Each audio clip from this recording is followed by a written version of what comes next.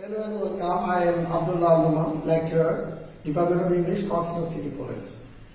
Intermediate first year and second year যারা SSC পরীক্ষা দিবে আগামীতে তাদের জন্য আমি আজকে একটা ইংলিশ সেকেন্ড পেপারে ফ্রেজের উপরে ক্লাস করাবো। তো ফ্রেজ আসলে একটা জটিল বিষয় একটা ভিডিওতে, কিন্তু জটিল হলে খুবই সহজ। তো কিভাবে এটাকে আমরা সহজে বুঝে নিব, তারপর আমি কিছু টেকনিক্যাল কিছু ডেসক্রিপশন দিব। তো আমরা দেখি কিভাবে ফ্রেজটা আয়ত্ত করা যায়। তো আমি ফ্রেজের প্রথম যে ধাপটা পড়াবো সেটা হচ্ছে অ্যাজ ইট এবং এস ডু এর ব্যবহার। অ্যাজ ইট এবং অ্যাজ দো এর ব্যবহার। অ্যাজ ইট অ্যাজ দো শব্দের অর্থ হচ্ছে যেন। অ্যাজ ইট অ্যাজ দো শব্দের অর্থ কি? যেন। বাংলা অর্থ হচ্ছে যেন। তো কিভাবে বুঝবো আমরা পরীক্ষায় কোন বাক্যে অ্যাজ ইট অ্যাজ দো ব্যবহৃত হবে? তো আমরা দেখে নিই কিভাবে আমরা বুঝবো অ্যাজ ইট অ্যাজ দো হবে।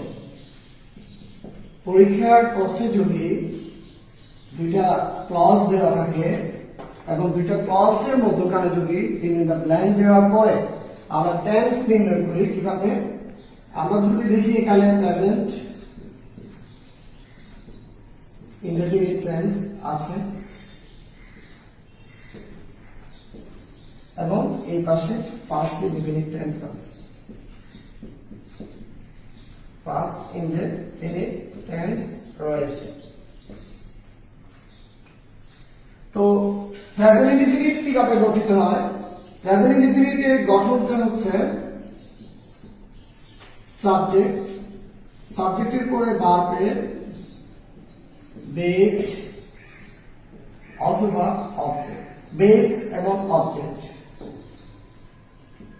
তারপরে সাবজেক্ট, সাবজেক্টের পরে ভার্বের present form, present form plus object. তাহলে আমি প্রেজেন্ট টেন্সের দুটো স্ট্রাকচার দেখিয়েছি। সাবজেক্টের পরে ভার্বের বেস ফর্ম হতে পারে, বেস ফর্ম কি এবং প্রেজেন্ট ফর্ম কি সেটা আমরা দেখব পরে। সাবজেক্টের পরে ভার্বের প্রেজেন্ট ফর্ম হতে পারে, অবজেক্ট হতে পারে। এই ধরনের জিনিস যদি দেওয়া থাকে এবং এখানে একটা কি থাকবে আমাদের জন্য ফিল ইন দ্য ব্ল্যাঙ্ক দেওয়া থাকবে এবং পরবর্তী বাক্যটা হবে ফার্স্ট ইনডিফিনিট টেন্স। তো ফার্স্ট ইনডিফিনিট টেন্সের স্ট্রাকচারটা কিভাবে হবে একটু দেখে নিই আমরা।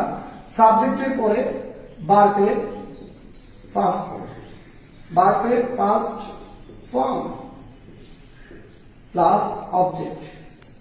আবার আরেকটা নিয়ম হতে পারে সাবজেক্টের পরে to be verb, be verb were হবে এবং এরপরে অবজেক্ট, এরপরে কি বসবে? অবজেক্ট বসবে। আচ্ছা, দেখা যাক তাহলে আমি দুইটা স্ট্রাকচার দেখিয়ে দিয়েছি। দুইটা স্ট্রাকচার মাধ্যমে আমরা কিভাবে ফ্রেজটা নির্ণয় করব। তো আমি এখন এক্সাম্পল দিচ্ছি। এক্সাম্পল, বোর্ড পরীক্ষায় আমি মনে করি টেকনিকগুলো জানলে একটা স্টুডেন্ট সহজেই ফ্রেজটা নির্ণয় করতে পারবে। ওকে, আমি এক্সাম্পল দিচ্ছি। এক্সাম্পলটা হতে পারে তামিম speaks, তামিম কথা বলে, fill in the blank, he knew everything. Tamim কথা বলে সে সব জানতো। ভার্ব কয়টা? দুইটা ক্লজে দুইটা ভার্ব। তো মধ্যখানে কি আছে? শূন্যস্থান আছে। আরেকটা এক্সাম্পল দিই। Tarim behaves, Tarim behaves, she were a maid. আমি এখানে দুইটা ফিল ইন দ্য ব্ল্যাঙ্ক রেখেছি। স্টুডেন্টদেরকে ঘরের মধ্যে উত্তর দুইটা বসাতে হবে। তাহলে দেখা যাক আমার এই ঘরের আগে আছে স্পিক্স, behaves, ভার্বের প্রেজেন্ট ফর্ম, ভার্বের কোন ফর্ম? Present form. S by S থাকলে সেটা আর বেস ফর্ম হতে পারে না, আইএনজি থাকলে বেস ফর্ম হবে না। সুতরাং ভার্ব এটা প্রেজেন্ট ফর্মে আছে, তাহলে পরবর্তী ভার্বটা কি হবে? পরবর্তী ভার্বটা পাস্ট ফর্ম হবে। তাহলে নো, নো এর পাস্ট ফর্ম হচ্ছে নো, ক্যারি ডাব্লিউ, তারপর হচ্ছে নো। তাহলে আমি এখানে ভার্বের কত নাম্বার বসিয়েছি? ভার্বের 2 নাম্বার বসিয়েছি। আবার আরেকটা বলেছিলাম বি ভার্ব হলো ওয়্যার হবে, সো এখানে সি এর পরবর্তী আমি ওয়্যার ব্যবহার করেছি। তাহলে সো প্রিয় শিক্ষার্থীরা, তোমাদের বুঝে নিতে হবে, যদি শূন্যস্থানের আগে এবং পরে, যদি প্রথম আগের বাক্যটা যদি প্রেজেন্ট টেন্স হয়, পরেরটা যদি পাস্ট ইনডিফিনিট হয়, নিঃসন্দেহে এখানে অ্যাজ ইফ অথবা অ্যাজ দো হতে পারে, অ্যাজ ইফ অথবা অ্যাজ দো হতে পারে। তাহলে বাংলা অর্থটা দেখে আমরা কি হয়? Tamim speaks as if he knew everything. Tamim কথা বলে যেন সে সব জানে। তারিক বিহেভস, তারিক আচরণ করেছিল as though she war mad, যেন সে একটা পাগল। তাহলে আমরা দেখেছি স্পিক্স এবং বিহেভস এখানে ভার্বের প্রেজেন্ট ফর্ম, এবং পরবর্তীতে নিউ এবং ওয়্যার হচ্ছে ভার্বের পাস্ট ফর্ম। সো আমরা এসএমএস দিয়েছি।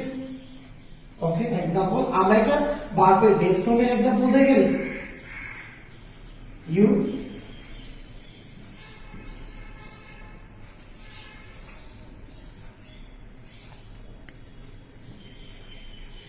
you behave, তুমি আচরণ করো। ভার্বের সাথে এখানে এস বাই এস নাই, এখানে ইডি নাই, আইএনজি নাই, so this is base form.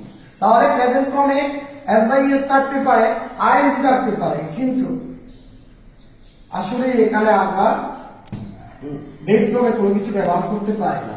এখানে ফিল ইন দ্য ব্ল্যাঙ্ক দিয়ে লিখলাম ইউ আর এ লিডার। তুমি এমন আচরণ করলে যেন তুমি একটা নেতা, লিডার। তাহলে এখানে আমরা অ্যাজ ইফ বা অ্যাজ ডু ব্যবহার করতে পারি, অ্যাজ ইফ বা অ্যাজ ডু ব্যবহার করতে পারি। তাহলে আমরা অ্যাজ ইফ অ্যাজ ডু এর ব্যবহারকে প্রাথমিক নিয়মটা পেলাম 1 নাম্বার, আর একটা আছে অ্যাজ ইফ অ্যাজ ডু এর ব্যবহার। ওকে প্রিয় শিক্ষার্থীরা, অ্যাজ ইফ অ্যাজ ডু এর আমরা প্রথম নিয়মটা দেখেছি, এখন আমরা দ্বিতীয় নিয়মটা দেখে নিই। আচ্ছা, দ্বিতীয় নিয়মটা কি হতে পারে? দ্বিতীয় নিয়মটা হচ্ছে আমরা অর্থাৎ শূন্যস্থানের দুই পাশে, অর্থাৎ দুই পাশে দুইটা ক্লজ দেখবো। ক্লজের জন্য আমি দুটো টান দিলাম, এবং এখানে ক্লজ গুলো লিখতেছি কোন টেন্স হতে পারে। প্রথম ফিল ইন দ্য ব্ল্যাঙ্কের প্রথম বাক্যটা যদি পাস্ট ইনডিফিনিট টেন্স হয়, কোন টেন্স? Past indefinite tense. তো পাস্ট ইনডিফিনিট টেন্স কিভাবে গঠিত হয়? সাবজেক্টের পরে ভার্বের ফার্স্ট ফর্ম, সাবজেক্টের পরে ভার্বের কি হতে পারে? ফার্স্ট ফর্ম, তারপরে কি হবে? অবজেক্ট। তাহলে এখানে কি হতে পারে? এখানে হতে পারে পাস্ট পারফেক্ট, এখানে হতে পারে পাস্ট পারফেক্ট। তো পাস্ট পারফেক্ট গঠনে এই অ্যাজ ইফ অ্যাজ ডু এর জন্য দুটো নিয়ম আমরা দেখব। সাবজেক্ট, সাবজেক্টের পরে হ্যাড, হ্যাডের পরে ভার্বের পিপি পাস্ট পার্টিসিপল, তারপর অবজেক্ট। আরেকটা নিয়ম হচ্ছে সাবজেক্ট, সাবজেক্টের পরে হ্যাড, হেডের পরে বি ভার্বের পিপি বি অবজেক্ট। আমরা এই দুই ধরনের বাক্য যদি আমরা দেখতে পাই, তাহলে এখানে আমরা অ্যাজ ইফ অ্যাজ ডু ব্যবহার করব। উদাহরণ, example,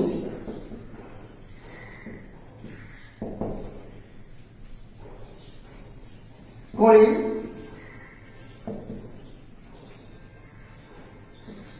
spoke, স্পিকের past form spoke. আগে ছিল স্পিক, এখন হচ্ছে spoke, so this is past indefinite tense. তাহলে পাস্ট শব্দের ব্যবহারটা আমরা স্পোকে পাচ্ছি। স্পিকের পাস্ট ফর্ম কি? স্পিকের পাস্ট ফর্ম হচ্ছে স্পোক। যেমন স্পিক, স্পিক অত কথা বলা, স্পোক অত হচ্ছে কি? পাস্ট ফর্ম হচ্ছে কথা বলেছিল, আর স্পোকেন পিপি। তাহলে আমরা দেখে নিই এখানে কিভাবে আমরা ভার্বের 2 নাম্বারটা ব্যবহার করব। এটা হচ্ছে ভার্বের ফার্স্ট ফর্ম। তাহলে আমরা এখানে স্কুল দেখেছি, আমরা এরপর একটা শূন্য স্থান দেখব, এই যে গড়টা, তো ফিল ইন দ্য ব্ল্যাঙ্কটা আমরা ফিল আপ করব। তারপরে করিম কথা বলেছিল, হি হ্যাড নোন এভরিথিং। এই বাক্যটাও হতে পারে, আবার এই বাক্য না হয়ে আবার এভাবে হতে পারে, he had been A mad. অর্থাৎ খেয়াল রাখতে হবে সাবজেক্টের পরে যদি হ্যাড, হ্যাডের পরে যদি ভার্বের টিপি হয়, এবং সাবজেক্টের পরে যদি হ্যাড, হ্যাডের পরে যদি টু বি ভার্বের পাস্ট পার্টিসিপল বিন হয়, অবজেক্ট থাকে, অর্থাৎ as it is do এর আগে past ইন্ডিকেট চলে, পরবর্তীতে past পারফেক্ট টেন্স হয়। সো এখানে as if অথবা as do হতে পারে, as if অথবা কি হতে পারে, as do হতে পারে। ওকে।